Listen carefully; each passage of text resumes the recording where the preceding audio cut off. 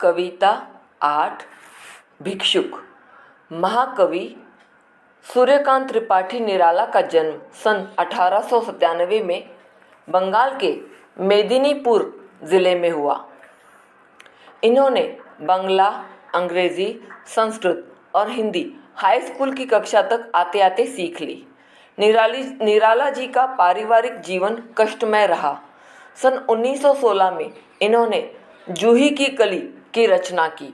1922 में रामकृष्ण मिशन के पत्र समन्वय का संपादन किया और 1923 से 24 में मतवाला का संपादन किया।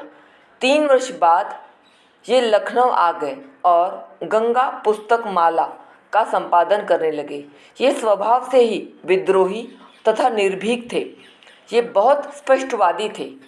निराला जी बहुमुखी प्रतिभा के धनी थे। परिमल, जूही की कली, गीतिका, अनामिका, राम की शक्ति पूजा, अपरा, तुलसीदास, कुकुरमुत्ता, अप्सरा, प्रभावती आदि इनकी प्रसिद्ध कृतियां हैं। 15 अक्टूबर 1961 को इनका देहावसान हुआ। भिक्षुक कविता का उद्देश्य।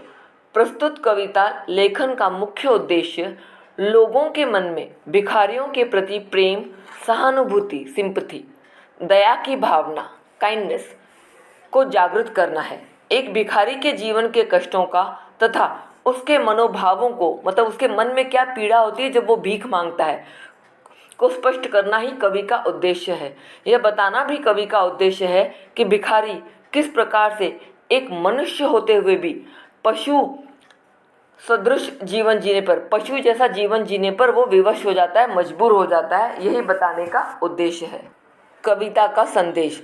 कवि निराला जी ने एक भिक्षुक की दयनीय स्थिति का मार्मिक चित्रण, मार्मिक दिल को छूने वाला दृश्य चित्रण करके समाज का ध्यान इनकी ओर खींचने का प्रयास किया है। हमें इस दुर्बल वर्ग की स्थिति को समझना चाहिए, उनको जानवरों की तरह उनके हाल पर नहीं छोड़ देना चाहिए तथा भिक्षुओं को भी अभिमन्यु की तरह समाज के निर्दयी लोगों का सामना साहस से करना होगा। इस भूखमरी गरीबी के चक्रव्यूह से बाहर निकलने का प्रयास करना होगा। कवि कहते हैं कि हमें भी इन भिक्षुओं की स्थिति को समझना चाहिए, इन्हें इसी बुरे हाल में नहीं छोड़ना चाहिए, इनकी मदद करनी चाहिए तथा ये इन भिक्षुओं को भी अपनी इस गरीबी की स्थिति से निकलना होगा।